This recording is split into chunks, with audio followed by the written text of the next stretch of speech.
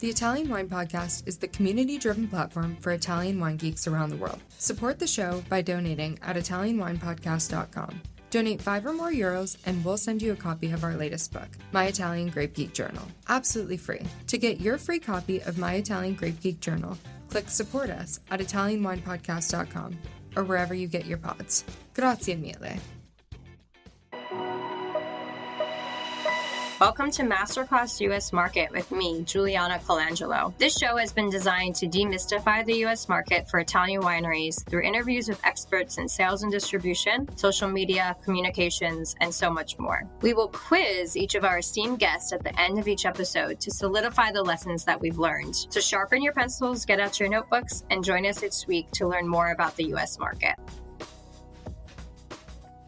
Hello, welcome to Masterclass US Wine Market. Today, I'm thrilled to welcome Craig de Blois to the Italian Wine Podcast. Craig is the president at Noble Estate Wine and Spirits, representing wineries from around the world and selling to the LCBO and to restaurants throughout Canada. Craig developed a passion for wine in his 20s, working in banking, and has now been in the wine industry for over 20 years. Welcome to the show, Craig. It's really great to have you here. Typically, we talk about the U.S. market for the title, but we're happy to be pivoting today and talking about Canada. Thanks, Juliana. We're friendly neighbors. Exactly. We share some borders. So, happy to talk about Canada. And I am an American citizen and lived about 15 years in the States. So, yeah, absolutely. So, but before, Craig, we dive into today's discussion about the Canadian market for Italian wine, tell us a little bit about yourself and how you made that transition over 20 years ago from banking to this world of wine that we're in. Yeah, well, I lived in Michigan for a couple of years of high school at Cranbrook and went to university in upstate New York and found myself in banking and worked overseas. So I had the opportunity to work in Luxembourg and Zurich and also down in Johannesburg, and just developed a passion for wine in my 20s. In my early 30s, I went back to school to do my MBA and help with that career change. And I have, family history in the business. My grandfather, Bob Saporito, was in the booze business in Boston in the 50s, 60s, 70s. And my aunt Paula Saporito worked for some great California producers and also for Southern San Francisco down to Carmel. So Paula was kind of really a big inspiration for me getting into the business. And these sound like Italian names, Italian Canadians, I guess, then. Yeah, my mom's a Saporito from north of Boston, and my dad's French Canadian, and he played hockey in Boston and met my mom. So, yeah, so that's kind of the connection. Got it. Okay. That's how you came to be. Yeah, so there's definitely an Italian connection here. Great. Well, Craig, in this episode, we're focusing on the Canadian market for Italian wine. And what we want to focus in and learn from you is, number one, how the wine market in Canada works. It's different than the US and it's different by province, we imagine, too. So just how do you get set up if you're looking to sell your wine into Canada? Number two, how do you successfully sell Italian wine in Canada?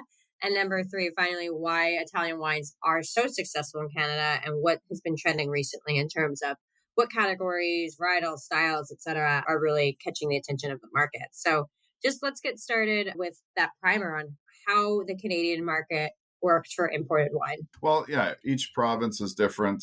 From a production standpoint, we all know how fragmented wine is. I mean, there's a lot of small family estates and a lot of farmers. And, we are seeing consolidation here a bit in distribution as in the States, but there's still many small agents in Ontario. The sales channels primarily are through government monopolies. So the two best markets for wine in Canada are Quebec and Ontario being the biggest and the most populous province, and Quebec being a really great fine wine market.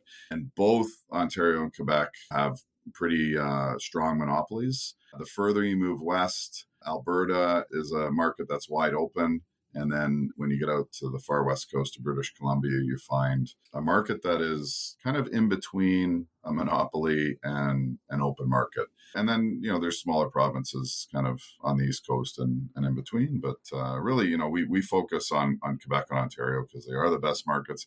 And they really are amazing markets for Italian wine. Both Ontario and Quebec, the second largest import countries is Italy. And with the first, I'm going to guess, is French? So in Quebec, for sure, being a predominantly French province. And in Ontario, it's actually U.S. California Cab really has taken off in the last 10 years. And French would be the third. Got it. I don't know if this is fair to say, but in my mind, at least looking at Canada, I mean, I think of the coasts and then I'm like, there's a whole lot in between and north. But is it fair to say that a lot of the wine sales, I mean, as you mentioned, are kind of concentrated in some of the eastern provinces? But what about, out west? How do you see that market, in the Vancouver area for Italian wine? Yeah, it's a little tougher in the West. Alberta is a market that, they're cowboys. So, they love big reds. We are a cool climate nation. Canada's known to be pretty cold. So red has always been king. We are seeing a bit of a shift towards, lighter and whiter and rosés. And one interesting little statistic here is it's roughly around 95% of the population of Canada lives within an hour or 2 hours of the US border. Yeah. And there's so much north of that. 95%. Wow. It's amazing. Yeah. So it's huge, the impact, I guess, of the US economy. And really, I don't know, maybe they're just trying to get as close to that Florida sunshine as they can. But maybe. Yeah. one interesting thing about British Columbia is they have a very strong domestic wine market, I guess. The wines from British Columbia are excellent. And, the Okanagan, it's a desert. They can really produce some great reds. Right. Mm-hmm. And white. And the BC wine consumer is very supportive of BC wines, which is really cool to see. And I think the further west you go, the further you move away from Europe and Italy, the more impact, I don't think we're allowed to say New World wines anymore, that your more New World wine has a stronger foothold.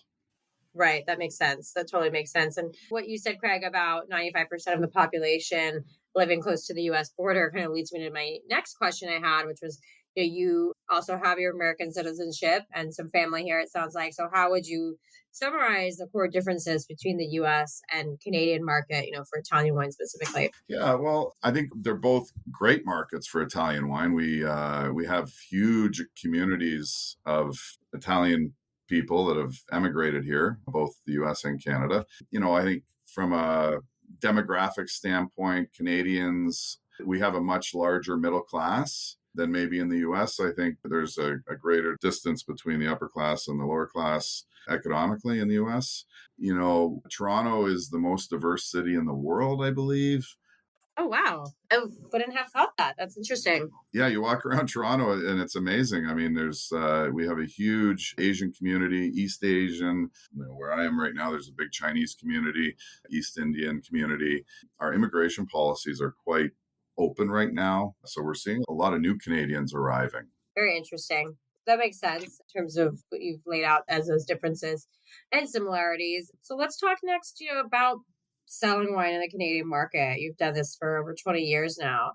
Talk to us a little bit about what you feel are some of the keys to being successful in working in the Canadian market. Italy is just such an aspirational place. I think, that's part of the success of California is people love that California culture, and Italy might be the most aspirational place in the world in terms of, travel, food, and lifestyle, and certainly wine. They're set up for success automatically. And then the number of Italian restaurants around the world is a real boost as well, and, hugely helpful. The other thing that, we see more Italian wine producers here than any other country. They really work the market and engage. I can tell you, we're friends with all our Italian producers. We spend a lot of time with them, and they really deliver that whole experience that we're looking for and that our consumers are looking for. The other great thing around Italian wines is they have success at retail and on premise. And not all wine nations are experiencing that success at on premise that Italy does. Interesting. And why do you think that is? Is it the cultural aspect of diaspora you have of all the, immigration from Italy in Canada, or the food? Like, what do you think is the reason for that? Yeah, I think it's a mix. I mean, Italy offers probably the best value at every price point from any wine producing country. They have great value wines at, $10, $15, and then their top wines are phenomenal as well. So, and there's a real diversity in styles, from Amarone to, Grillo. And I think they appeal to every wine consumer. I mean, I think that some of the New World countries are really kind of new to selling wine. And, a lot of restaurants, look, restaurants are so stretched right now that they have to make decisions and they can't sell everything. So, yeah, I think Italy's a real safe. Yeah, value is key, right? Especially when you're looking at budgets. And if you think about, like you said, the value that Italian wine brings in so many different categories. Speaking of categories, Craig, what right now is hot in Canada in Italian wine? What are people really excited about? So at Noble Estates, at our agency, about half of our wines, half of our sales are Italian wines. And the founder of this company was a native of Calabria, a huge part of our portfolio. The traditional kind of kings and queens of Italian wine at the value end, it's Pinot Grigio, Prosecco, Ripasso, and then obviously Amarone. We're a great Brunello market. I love Barolo and can't get enough. And I really hope that, prices don't get too astronomical there. Well, there's always Longa Nebbiolo and other great wines from Piedmont that we can enjoy when they do. 5 years ago, we couldn't sell Longa Nebbiolo, and now there's a real demand for it. Wow. So, I'm excited about those kind of, almost like, baby wines, like the Rossos and the Longa Nebbiolos that are kind of have a place now. And then I love those wines just for my palate in particular. But, so many interviews, I ask this question a lot, like what's trending for Italian wine in your market? And Piedmont is pretty much the first word out of everyone's mouth. It's so interesting to see, and then next comes Sicily. But, that the way that the category has grown in so many different ways, right? From the collectors and, being in the same sentences with Bordeaux and Burgundy, and then to some of the wines we're talking about now, the Longa Nebbiolos and such that offer more value from the region. Yeah, exactly. And we're lucky, in this industry, we get to open a lot of nice old bottles. And I just find the consistency of an old Barolo, it almost always just delivers and really rewards a little time, whereas some other regions can be maybe more hit or miss. Yeah, totally, that makes sense. But they're all in Timorasso now, which I'm enjoying some of our Timorassos like Galliardo and Borgogno so new kind of up and coming. We're like Sardinia is something that on a much smaller scale, but we're seeing a lot of interest from Soms and Sicily. I think White Lotus sure helped Sicily, and the tasting that they did in season 2 there was actually at Planeta, who we represent, and it's been a real boost for them. And the Marche, the Marche is one of the best regions in the world for value. Oh yes, from Vermentino, and the reds are exceptional, but still kind of flying under the radar a little bit. So really offering great value. That's right. So Le Marche is one of the kind of under the radar regions for us here, and I think for the world, just producing amazing value wines. We represent Umani Ranchi. Their Verdicchio is exceptional. Pecorino is really finding a home, not just at restaurants, but also at retail. And the reds are just offering such great values. That's kind of a region that we're having a lot of success with, and both at restaurants and with the LCBO stores. That makes me excited to hear, because I just was in Le Marche late last year with one of the Vinitaly ambassador trips. So we drank tons of Verdicchio, and it was really cool actually to explore some of the ageable Verdicchio and taste some older wines. They're really fascinating.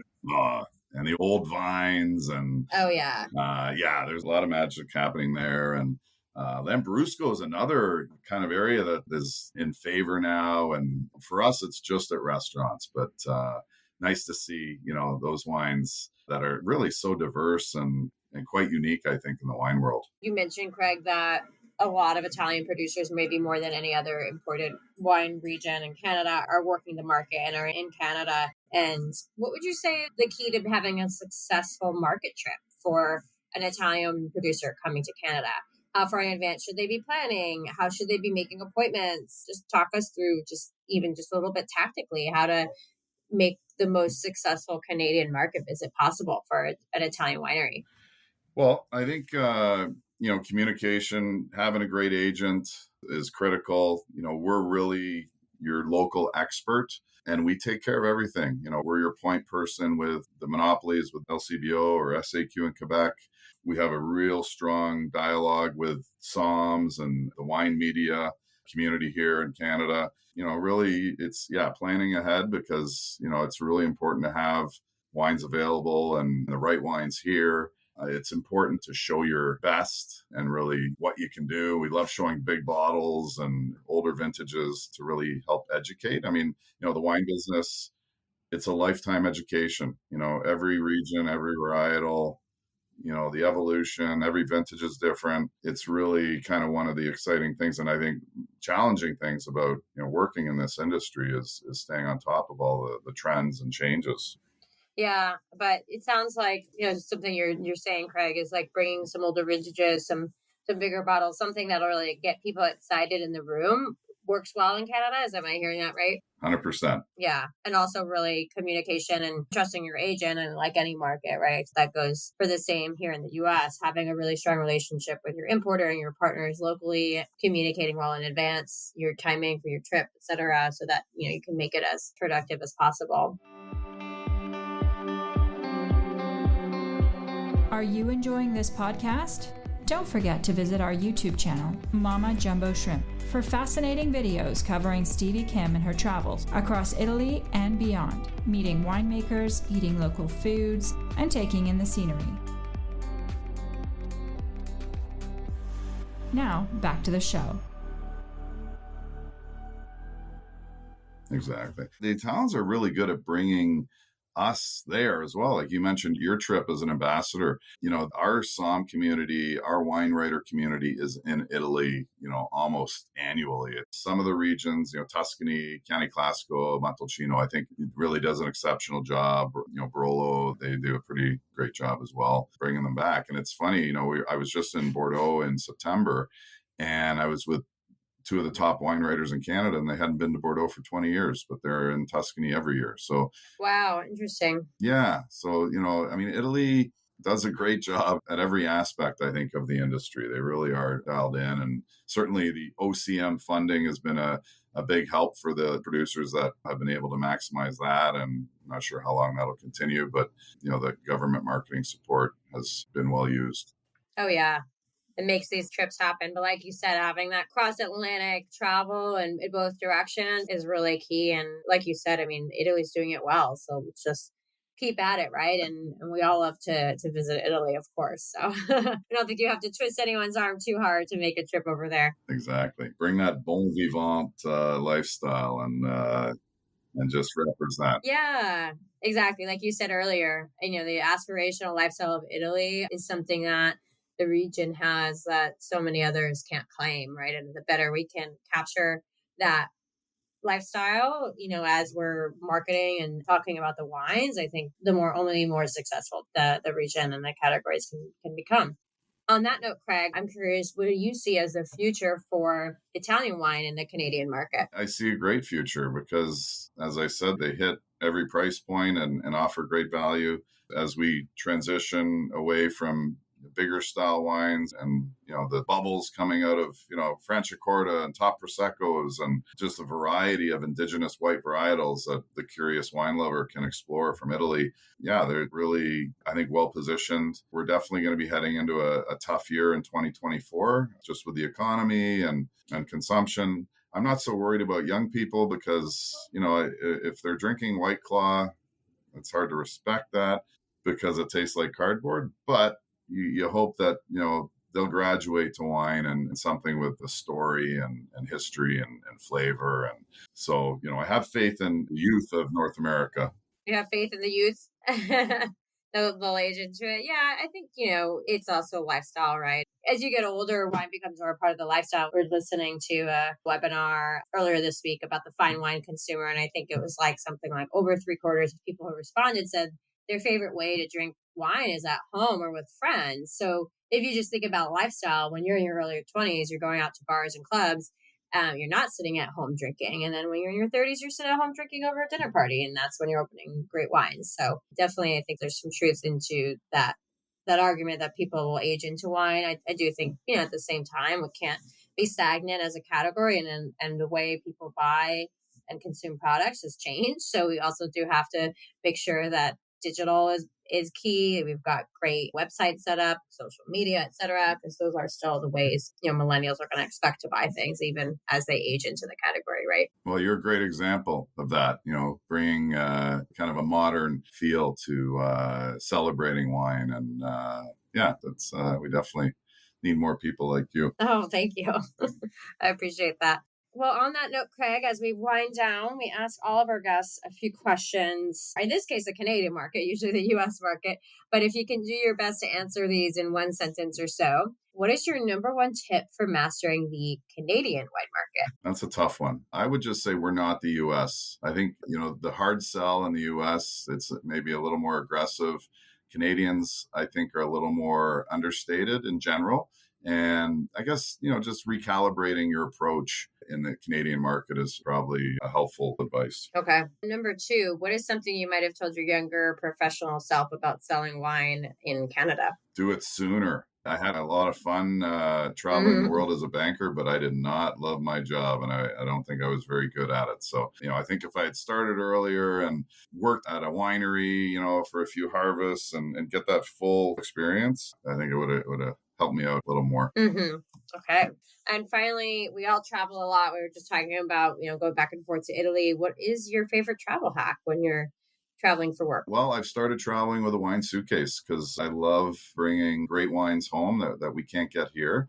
And, now, my clothes 20 years ago, I didn't really care if a bottle broke in my suitcase, but now my clothes are a little nicer. So I definitely fill that suitcase and bring home a lot of mostly big bottles. That's a trend I hope, picks up and we see more magnums because it's party in a bottle and they age so well and they're just something that's fun. Big bottles are fun.